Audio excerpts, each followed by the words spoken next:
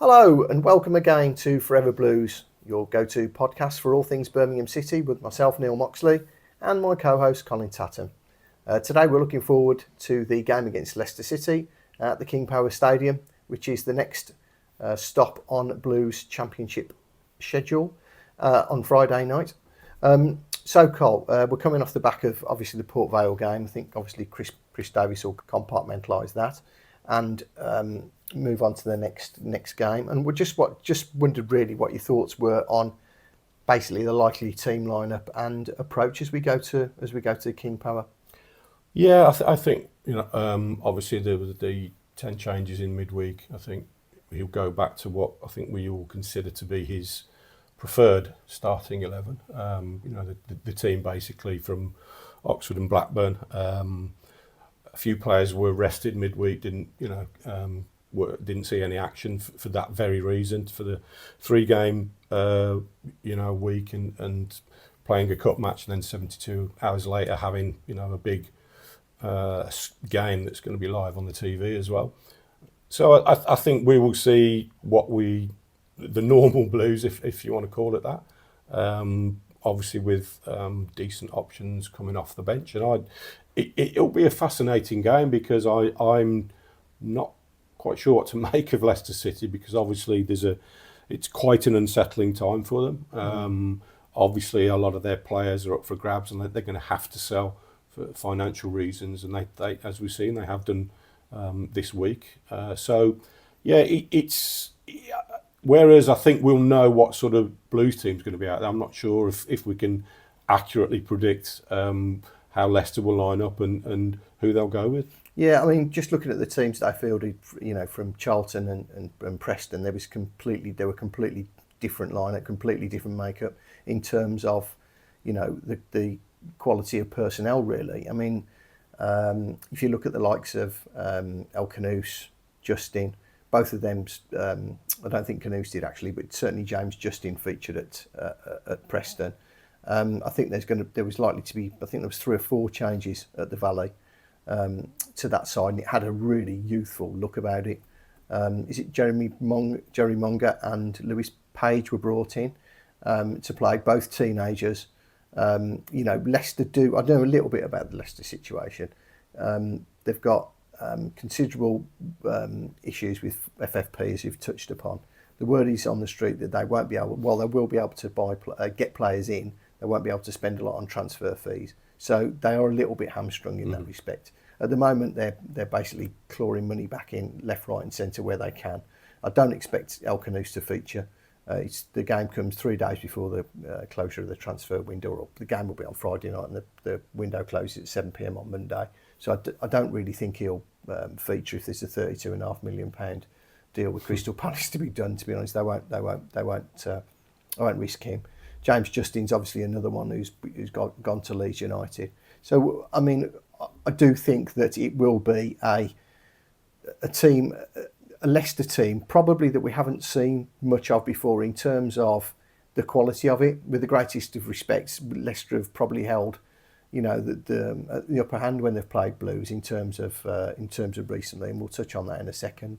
But I just think with what's going on there at the moment, the churn, a little bit of indecision as to exactly what to expect from Leicester City, and Blues on a decent run of form and getting a bit of confidence from what they did at Blackburn. It could be quite a good one. It could be quite a good one for us. It's been a bit of a killing. Well, I mean, we've not done that well, I don't think, at Leicester over the years, have we? No, not in recent vintage, no. And obviously a couple of cup visits as well. So that leads me nicely on to the goalkeeper situation, and apologies if I get the pronunciation on, but Jakub Stolarczyk, absolutely spot on. Yeah, who was outstanding for them at Charlton Athletic in their win last weekend, and then he played against Blues. I think it was in the FA Cup, and he was fairly astonishing in a first half whereby Blues carved out chance after chance after chance. And everyone was like, who is this kid? Right. So now he's their established number one. So it'll be a little bit ironic to be up against him again on Friday night. Yeah, he came in last season actually when Matt Hermansen picked up, I think it was a groin strain, and obviously difficult times under Ruud van Nistelrooy, really. But he acquitted himself, really well. And the fact of the matter is, they've just sold Hermansen to West Ham United for £20 million. They've signed Asmir Begovic as backup to Stolarczyk. So they clearly see, a decent future in the game for him. I'm just wondering, really, what Chris Davies will do in terms of, or will he be affected, do you think, by Leicester's problems, or will he be just focused purely on Blues and what Blues can do and what he learnt from Blackburn? Yeah, we know, don't we, that Chris Davies and his staff, they're very meticulous in their planning. They will know all the ins and outs, how the opposition play, and he will tweak how Blues play if he feels the need to counter what the opposition do. But I touched upon it earlier that what I do like about Blues is that we've carried on playing to our style. This is our identity now, and I don't think that inherently the core values of that will change. And I will expect Blues to obviously to press from the front very aggressively, but also try to keep the ball and maximise possession, keep possession, and dominate possession where they can. Which, again, they've done it in every game this season, especially for if not overall for long spells.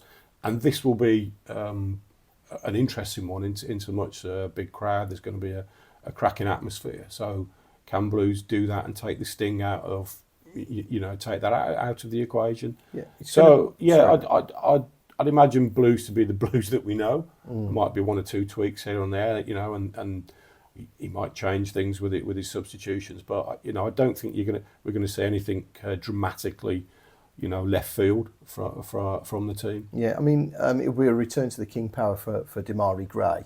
Obviously, a player you know particularly well. I saw him actually at Leicester as well. Where do you think? I have to say at Leicester. I do think that this was a bit of an accusation levelled against him, that he doesn't. Although there's never been any doubt about his ability, he's not shown it consistently enough or regularly enough for people to actually take a punt on him in some of the clubs he's been at. And I think Leicester was a case in point. I remember going. I think it was the year after Leicester won the league. I'm pretty sure it was, and I went to Old Trafford to see them play. And they got stuffed 4. But Dimmy came off the bench and rattled one in, no word of a lie, from 25, 30 yards, right foot, top corner. It was an absolute, he got a round of applause, so that's how good it was. And you do wonder to yourself, why it is that he couldn't produce that more regularly. Do you see in the early sort of stages of his time at Blues, a return to, being a bit more consistent and shaking off perhaps that accusation that people have made against him? In his early days, he was finding his way. He came through at 17, and I remember before he was sold, actually, he wasn't a bad patch, but he wasn't as effective as he had been. He had that first flush of youth, the adrenaline, and this, that, the other. And he was still learning the game, but it does go with the territory of a creative talent. You're not going to be getting them flying past people, scoring goals, assisting, game after game after game. It's the nature of the beast. So I get, some people might have thrown that at him, but he can change a game. And so far for Blues this season, he's arguably been one of the, if not the top performer, because he has been so consistent. Yeah. And also, I think we've said it before, in the time that he's been away, you can clearly see how he's matured, the experience he's got, and how much of a leader he has become. He's no longer this 17, 18-year-old wonder kid. He's an experienced pro, albeit only 29, but you can see the experience he has and the know-how he has, and how he is imparting that on the Blues players around him as well. And also, the hunger's there. Yeah, you can still see that hunger in him, and he wants to do well for his hometown team. Yeah, I mean, it is a bit of a cliche, and it is something that people have trotted out. But and Chris Davis has referred to it consistently. He did have other offers on the table. He did have other options. He felt he got some unfinished business, and I'm sort of one sometimes to look at little cameos. I mean, I know people won't like this, but I went to a game at Man City and saw Jack Grealish track back. I can't remember who it was against. He must have run about 80 yards, and he incredibly found himself as the last man. And he ended up stopping basically a goal scoring, a very, very good goal scoring opportunity. Got a massive round of applause from the Etihad. And I saw similar the reason I bring it up is I saw similar from Demarai Gray in the game against Sheffield United. When he raced back, I think he might have hurt himself a little bit, but he had that desire to get back. And it's little cameos, little chunks, just little moments like that which underline that he's desire to do well for the club. Yeah, he did the same against Oxford as well. He basically blocked off a run in just on the edge of the D, really, and as if I wanted to say, look, you can't allow this to happen. Got up, carried on, and again, the other thing from that Oxford game was that sublime touch from the big diagonal from Brian Allsop. It was just, I don't know, it was just velvet, wasn't it? It was just they set him up. Did you see the socials? They set him up yesterday, didn't they? Yeah. With whoever, it was the commentator. I don't know his name. I do apologise. Matt, yeah. So if you're watching, well done, the socials. That was funny. So I mean, do we expect? I mean, the answer to the question will be yes, I would think. But the core of the absolute core of the team will return. Obviously, Dimmy was one of them that didn't feature against Port Vale. Christophe Clara, Tomoki Iwata. They were sort of three. Ryan Allsop. They were four sort of notable absentees, weren't they? Yeah, you'd expect those aforementioned players to be back in there, and it'll be interesting for me to see which side that Dimmy plays on, because obviously he started on the left against Oxford, if I'm not mistaken. Yeah, you did. And usually Keshi Anderson would have that role. I'm just wondering if Keshi will come back into the team because he's rested up.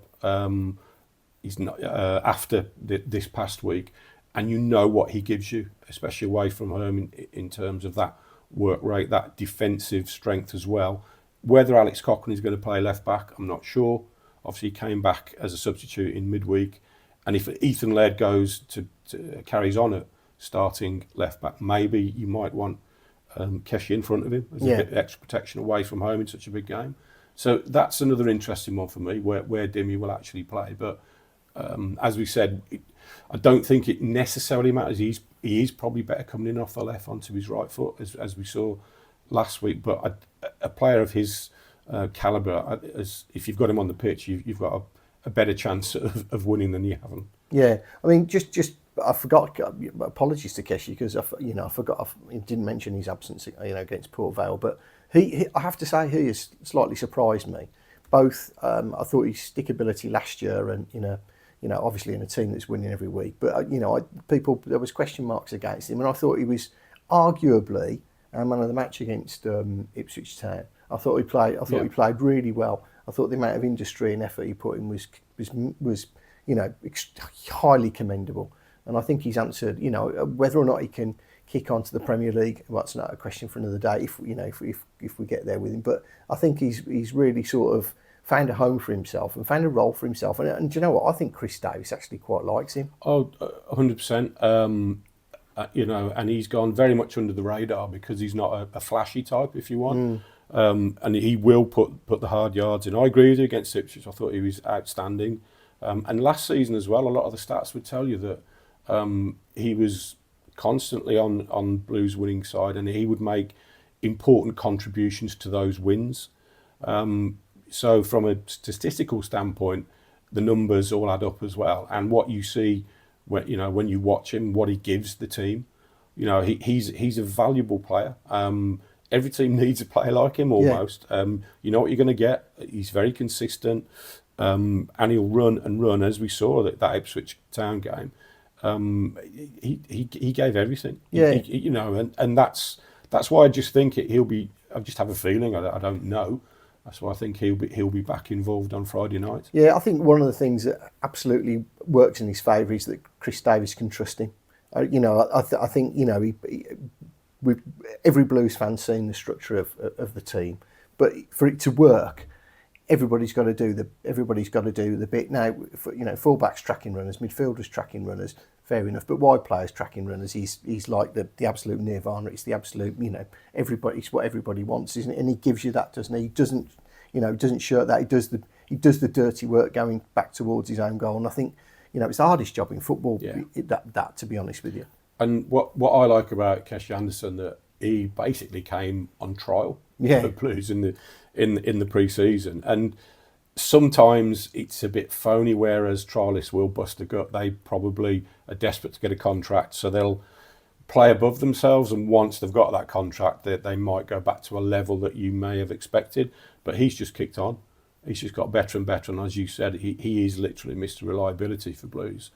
And all credit to him, and also credit to the management team as well, how they've worked with him, how they've assimilated him into the system that they want. And they've also, resisted the temptation to go and spend X million pounds on this statement marquee winger that Blues fans keep going on about.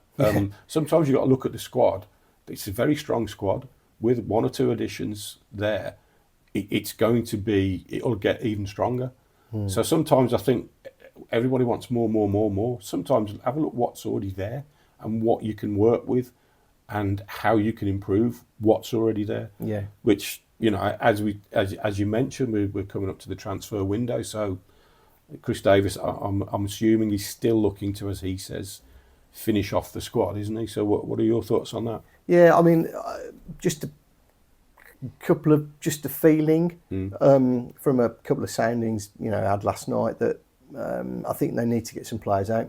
I think they're in a situation now where they actually need to get the likes of Samstead and Tyler Roberts out in particular, and I think they'll be working overtime to do that, to try and create some room within, not so much within the budget, because I think that's rather more fluid, as the owner went out last year and proved that, didn't he? I think it's maybe PSR calculations that are maybe like coming to fore a little bit more than people realise. Yeah, we still haven't spent that much money. Yeah, I think you're right. People, I'm not sure that they think we're flush with money, we can just go and spend it. I think the club have to be very mindful of the 3-year cycle.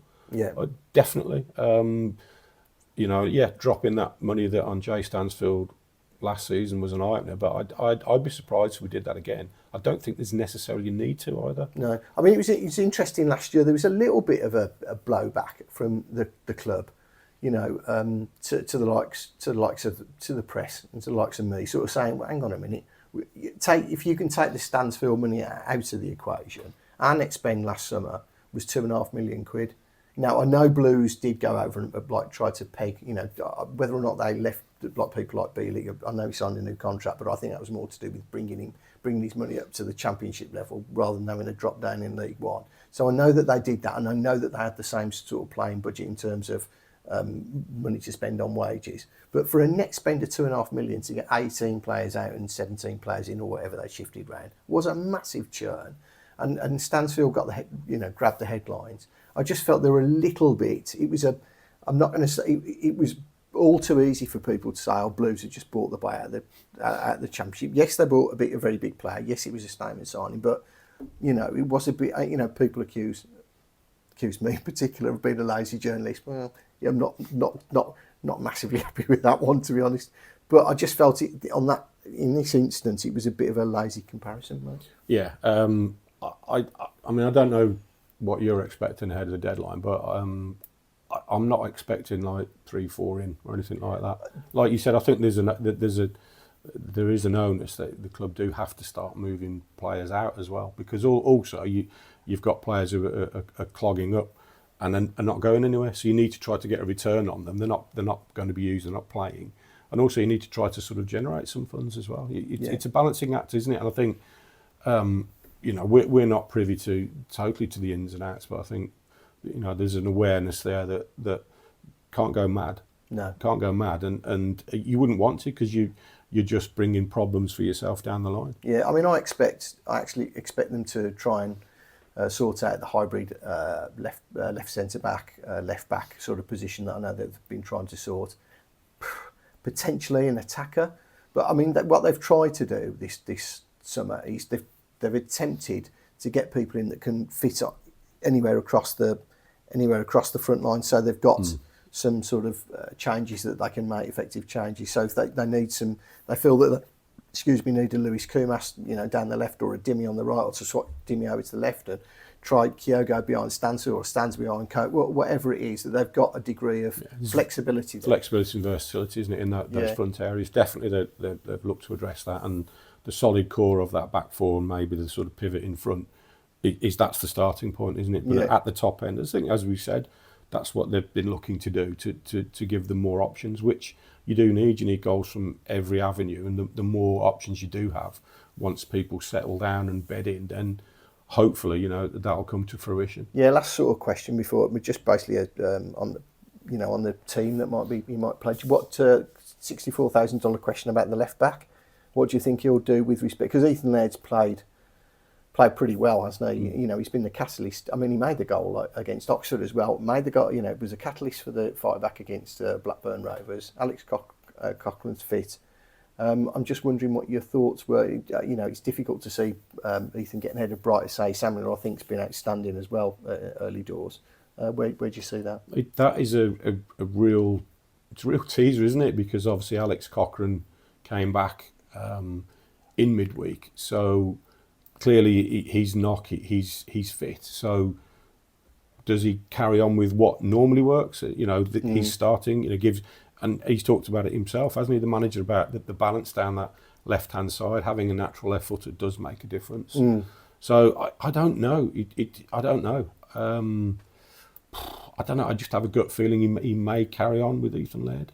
He may do. I know this sounds like pathetic, but I just wonder, because we haven't got. I know Keshi is a left, can play on the left-hand side, but I just wonder, because Christophe Glory is right-footed, whether or not, just for balance's sake, he just may stick with Alex Cochrane, just because he's a natural left footer, and that's the only.